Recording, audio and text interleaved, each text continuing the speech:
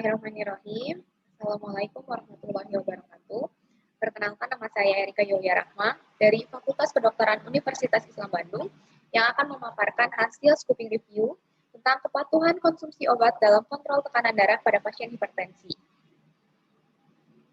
Yang pertama, dari angka kejadian hipertensi dari WHO, dipaparkan bahwa sekitar 1,13 miliar orang di dunia mengalami hipertensi, yang artinya 1 dari 3 orang di dunia terdiagnosis hipertensi. Menurut American Heart Association, di Amerika, penduduk yang berusia di atas 20 tahun menderita hipertensi sebanyak 74,5 juta jiwa. Di Indonesia, berdasarkan riset kesehatan dasar 2018, angka hipertensi mencapai 34,1%. Hipertensi merupakan penyakit yang harus patuh dalam konsumsi obat untuk mengontrol tekanan darah. Namun di masyarakat yang terdiagnosis hipertensi tidak meminum obat sebesar 13,3% dan tidak rutin dalam konsumsi pengobatan atau tidak rutin dalam konsumsi obat sebesar 32,3%. Alasan masyarakat tidak patuh yaitu merasa sudah sehat, tidak rutin ke fasilitas layanan kesehatan, meminum obat tradisional, terapi yang lain, dan sering lupa. Serta masyarakat tidak mampu untuk membeli obat dan efek samping obat tersebut. Antara lain, ada faktor yang membuat masyarakat tidak patuh, yaitu ada motivasi, dukungan keluarga, dan pengetahuan. Hipertensi sendiri merupakan suatu penyakit yang menyebabkan komplikasi hingga kematian. Pada penelitian ini akan menganalisis tentang kepatuhan konsumsi obat dalam kontrol tekanan darah pada pasien hipertensi yang meliputi modifikasi gaya hidup dan obat-obatan. Tujuan dari penelitian ini yaitu menganalisis kepatuhan konsumsi obat dalam kontrol tekanan darah pada pasien hipertensi.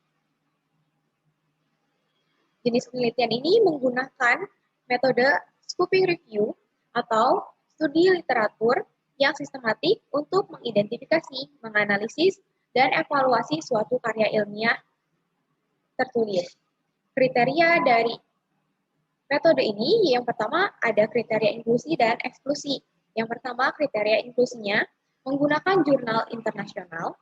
Database yang digunakan yaitu ada PubMed dan Springer Link dengan 2 kata kunci yaitu hypertension dan medication adherence.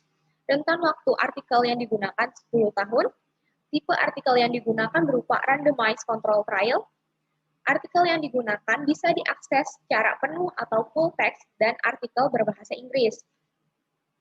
Selanjutnya, dari kriteria eksklusi, yang pertama, ketidaksesuaian antara judul artikel dan abstrak, artikelnya lengkap tapi tidak dapat diakses, dan artikelnya duplikasi. Kriteria kelayakan pada penelitian ini yaitu menggunakan kriteria PICO, yaitu populasi, pasien atau problem, intervensi atau perlakuan, komparasi atau perbandingan dengan kontrol bila ada, dan outcome. Populasi pada penelitian ini yaitu pasien hipertensi, intervensinya yaitu konseling dan monitoring secara berkala. Selanjutnya, outcome-nya yaitu kontrol tekanan darah pada pasien, dan studi yang digunakan merupakan randomized control trial. Pada diagram prisma atau diagram pencarian, yang pertama di sini dari situs PubMed ditemukan 52 jurnal, pada Springer Link ditemukan 20.384, secara keseluruhan terdapat 20.436 dan dilakukan screening mendapatkan 122 yaitu screening inklusi PubMed 7 jurnal dan Springer Link yaitu 115 dan dilakukan kesesuaian yaitu mendapatkan 6 jurnal dengan PICOS-nya itu pada PubMed ditemukan 4 jurnal dan Springer Link ditemukan 2 jurnal yang artinya artikel yang sesuai atau artikel yang layak yaitu ada 6 jurnal. Pada hasil penelitian ini, yang berisi uraian artikel penelitian yang telah direview, yaitu ada 6 jurnal. Berikut adalah artikel-artikel yang telah direview. Jadi, pada artikel yang telah direview, metode yang digunakan pada artikel tersebut berbeda-beda. Yang dimulai dari konseling pada pasien hipertensi, edukasi tentang hipertensi sesuai dengan kultur pada pasien, dilakukan sesi wawancara yang terstruktur, difasilitasi aplikasi yang berbasis video mengenai modifikasi gaya hidup dan monitoring tekanan darah.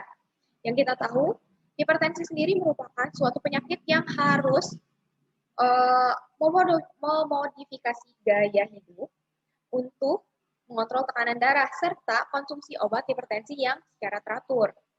Hasil penelitian dari artikel-artikel yang telah direview menunjukkan adanya kepatuhan dalam konsumsi obat hipertensi pada pasien hipertensi dengan berbagai metode penelitian yang berbeda. Keterbatasan dari penelitian ini yaitu artikel tentang kepatuhan konsumsi obat pada pasien hipertensi yang sesuai dengan kriteria inklusi dan eksklusi hanya sedikit dan sulit untuk mencari di database internasional.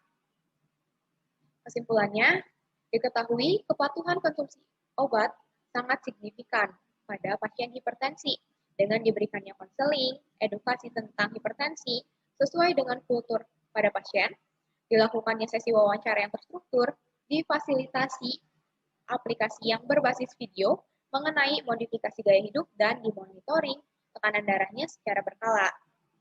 Sekian pemaparan artikel dari saya. Saya akhiri. Wassalamualaikum warahmatullahi wabarakatuh.